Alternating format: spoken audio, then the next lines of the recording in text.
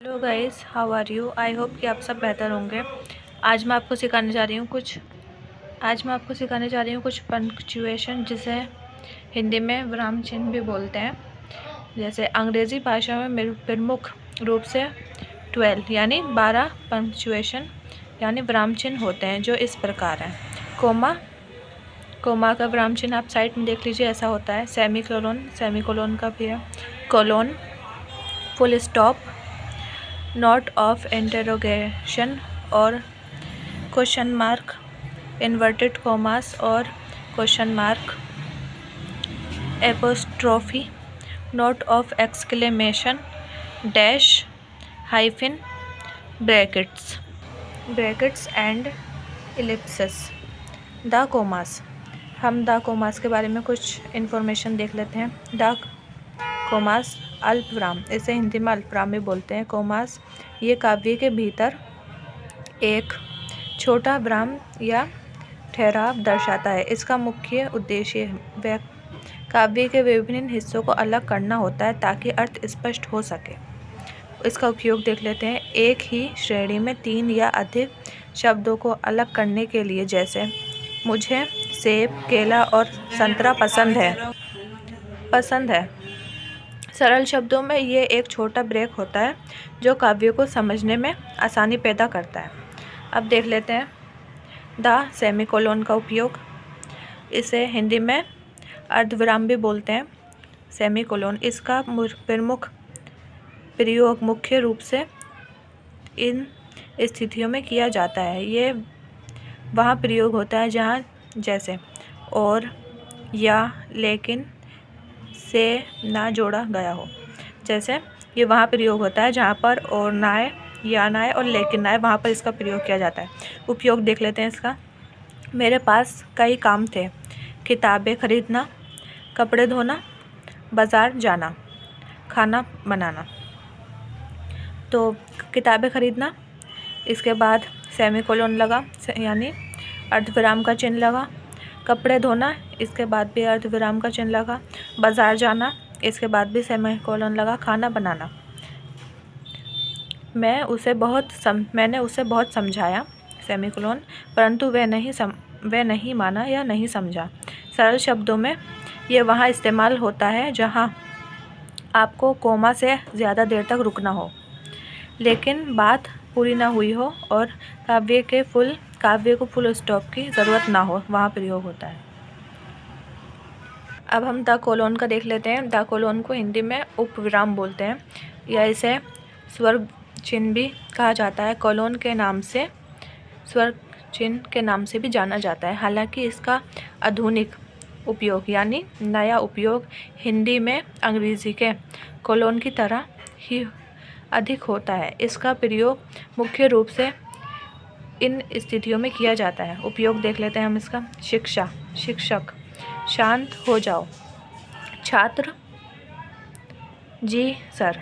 मुख्य समस्या ये है, सेमीकोलन, मुख्य समस्या ये है, आगे कोलोन, ये कि समय की कमी। सुनो, कोलोन, तुम कहाँ जा रहे हो। सरल शब्दों में इसका प्रयोग ये बताना है कि आगे कुछ आ रहा है और ज़रा रुको, आगे जो बात आने वाली है वे पिछली बात को समझाएगी या उसकी सूची देगी। अब हम देख लेते हैं द फुल स्टॉप का प्रयोग। फुल स्टॉप का प्रयोग कहाँ होता है। पूर्ण विराम, इसे हिंदी में पूर्ण विराम बोलते हैं। फुल स्टॉप, इसका चिन्ह इस प्रकार होता है। इसका प्रयोग बहुत ही सरल है।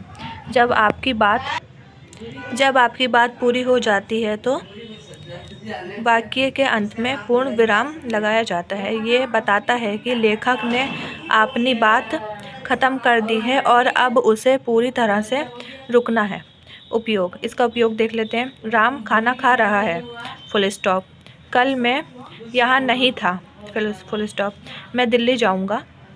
कल बारिश हुई थी। इसका प्रयोग बस प्रश्न पूछने में नहीं होता है और कोई हैरानी की बात पर, यानी ये वहाँ फुल स्टॉप वहाँ पर नहीं लगता है जहाँ पर हम कोई प्रश्न पूछते हैं यानी कोई सवाल पूछते हैं, और जहाँ पर कोई भी हैरानी की या आश्चर्य की बात होती है वहाँ पर फुल स्टॉप नहीं लगता है। अब हम देखते हैं द नोट ऑफ इंटेरोगेशन का प्रयोग। प्रश्नवाचक चिन्ह, इसे हिंदी में प्रश्नवाचक चिन्ह यानी क्वेश्चन मार्क बोलते हैं। नोट ऑफ इंटेरोगेशन का प्रयोग उन काव्यों के अंत में किया जाता है जिनमें कोई प्रश्न या सवाल पूछा गया हो। यानी नोट ऑफ इंटेरोगेशन का प्रयोग तब किया जाता है जब कोई सवाल पूछते हैं या सवाल पूछा हो। उपयोग देख लेते हैं इसका। तुम्हारा नाम क्या है? Question mark. तुम कहाँ जा रहे हो? Question mark. क्या तुम कल जाओगे? जब भी हम कोई प्रश्न पूछते हो या तब इसका प्रयोग होता है। यानी जब भी हम कोई प्रश्न पूछते हैं तब इसका प्रयोग होता है। सरल शब्दों में जब आप किसी से कोई जानकारी या हाँ या ना में जवाब या कोई बात जानना चाहते हैं तो उस बात को लिखते हैं तो काव्य के अंत में आखिर में ये चिन्ह प्रश्नवाचक चिन्ह लगाया जाता है। इससे पता चलता है कि वाक्य कोई साधारण बात नहीं कह रहा है बल्कि कोई सवाल पूछ रहा है। अब हम देख लेते हैं द इन्वर्टेड कॉमास का प्रयोग। द इन्वर्टेड कॉमास का प्रयोग कब किया जाता है? उद्धरण चिन्ह या इसको अवतरण चिन्ह भी बोलते हैं। इन्वर्टेड कॉमास का प्रयोग मुख्य रूप से दो स्थितियों में किया जाता है। किसी की कही हुई बात को हुबहू दिखाना और किसी शब्द या काव्य पर जोर देना, विशेष महत्व दिखाना। यानी जब भी कोई आपसे कोई बात कहता है तो हम उसको किसी दूसरे को बताते हैं, तो हम अगर जब सेम वही बताते हैं जो सामने वाले ने हमसे कहा है तब इन्वर्टेड कॉमास का प्रयोग करते हैं। और अगर किसी बात पे हम विशेष महत्व दिखाना चाहते हैं या विशेष महत्व जताते हैं तब भी इन्वर्टेड कॉमास का प्रयोग किया जाता है। अब इसका उपयोग देख लेते हैं। अध्यापक ने कहा कल विद्यालय बंद रहेगा। राम ने मुझसे पूछा तुम कहाँ जा रहे हो? गोस्वामी तुलसीदास द्वारा रचित ग्रंथ रामचरितमानस बहुत प्रसिद्ध है। कठोरता के स्थान पर मृदुलता का प्रयोग करना उचित होगा। सरल शब्दों में उद्धरण चिन्ह यानी इन्वर्टेड कॉमास का प्रयोग तब करें जब आप किसी और के असली शब्द बता रहे हों। यानी जब भी आप खुद कोई बात नहीं कह रहे हैं, सामने वाले से दूसरे की बात बता रहे हैं, तब इन्वर्टेड कॉमास का प्रयोग किया जाता है। यह दर्शाता है कि बात आपकी नहीं है बल्कि किसी और ने कही है। अब हम द एपोस्ट्रॉफी का बारे में कुछ देख लेते हैं। एपोस्ट्रॉफी मुख्य रूप से अंग्रेजी का विराम चिन्ह है जिसे हिंदी में अनुवाद करते समय प्रयोग नहीं किया जाता। यानी जब भी हम कोई चीज़ हिंदी में अनुवाद करते हैं तब एपोस्ट्रॉफी का प्रयोग नहीं करते। एपोस्ट्रॉफी का प्रयोग अंग्रेजी में दो मुख्य कामों के लिए होता है। एक अधिकार या संबंध दर्शाने या अक्षर या शब्द का लोप दर्शाने के लिए। उपयोग देख लेते हैं इसका। राम्स बुक, राम की बुक। आई एम यानी ये आई एम का शॉर्ट फॉर्म है। आई एम मैं हूँ। डो नॉट, ये डोंट का छोटा फॉर्म है जिसका मतलब होता है ये मत करो। होनेबिल का मतलब होता है माननीय, यानी जो सरकारी चीज़ों में ज़्यादा प्रयोग होता है। हैदर्स फादर यानी हैदर के पिता। सरल शब्दों में एपोस्ट्रॉफी का प्रयोग मुख्य रूप से अंग्रेजी में किसी चीज़ पर अधिक अधिकार दिखाने के लिए, जैसे राम की कार, या शब्दों को छोटा करने के लिए जैसे आई एम किया जाता है। सरल शब्दों में एपोस्ट्रॉफी का प्रयोग तब किया जाता है जब हम कोई भी चीज़ को, कोई भी वर्ड्स को छोटा करते हैं या किसी पर अपना हक जताते हैं, तब एपोस्ट्रॉफी का प्रयोग किया जाता है। हम देख लेते हैं द नोट ऑफ एक्सक्लेमेशन के बारे में कुछ इन्फॉर्मेशन। जैसे द नोट ऑफ एक्सक्लेमेशन को हिंदी में विस्मय बोधक चिन्ह बोलते हैं। विस्मय बोधक चिन्ह का प्रयोग अचानक और तीव्र मनोभावना को व्यक्त करने के लिए किया जाता है। जैसे जब कोई भी चीज़ अचानक हो जाती है ना, तब उसे व्यक्त करने के लिए किया जाता है। जैसे इसका उपयोग देख लेते हैं। हाय राम, ओह, अरे, बाप रे, वाह, एक्सक्लेमेशन चिन्ह। धिक्कर यानी छी, यानी किसी चीज़ को बोलते हैं ना, छी, ये कितना गंदा है। ए भगवान, शाबाश। संक्षेप में ये किसी भी तीव्र भावना, आदेश या आश्चर्य को जताने के लिए उपयोग किया जाता है।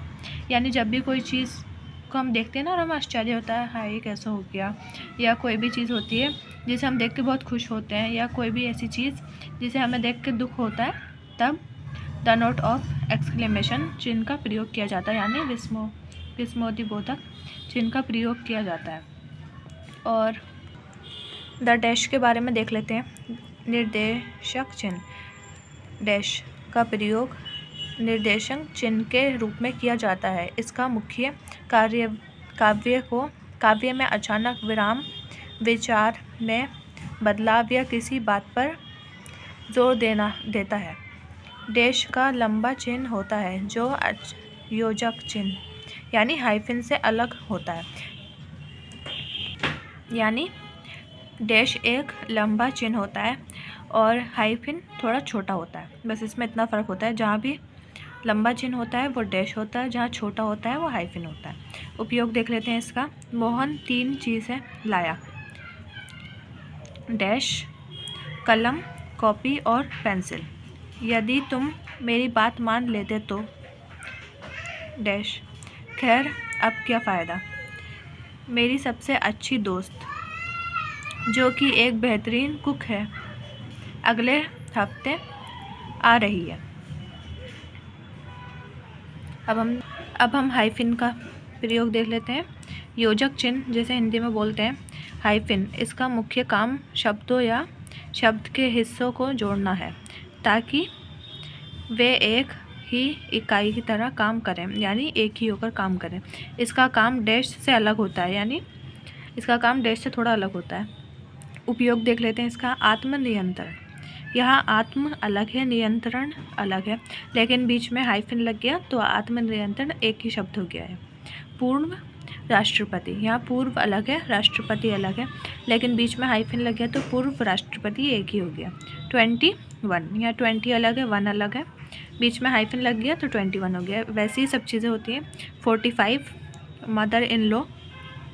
मदर के आगे हाइफन है, फिर इन के आगे हाइफन है, फिर लो के आगे हाइफन है, तो ये अलग अलग नहीं पढ़े जाएंगे, एक साथ पढ़े जाएंगे। Mother in law. Well now, will know. Long time, 3 year old. संक्षेप में हाइफन का मुख्य उद्देश्य है कनेक्शन बनाना, यानी किसी चीज़ को जोड़ना और ये बताना कि ये शब्द एक दूसरे से जुड़े हुए हैं। अब हम द ब्रैकेट्स का प्रयोग देख लेते हैं। कोष्ठक जिसे हिंदी में बोलते हैं ब्रैकेट्स का प्रयोग विभिन्न संदर्भों में, यानी अलग अलग शब्दों में किया जाता है।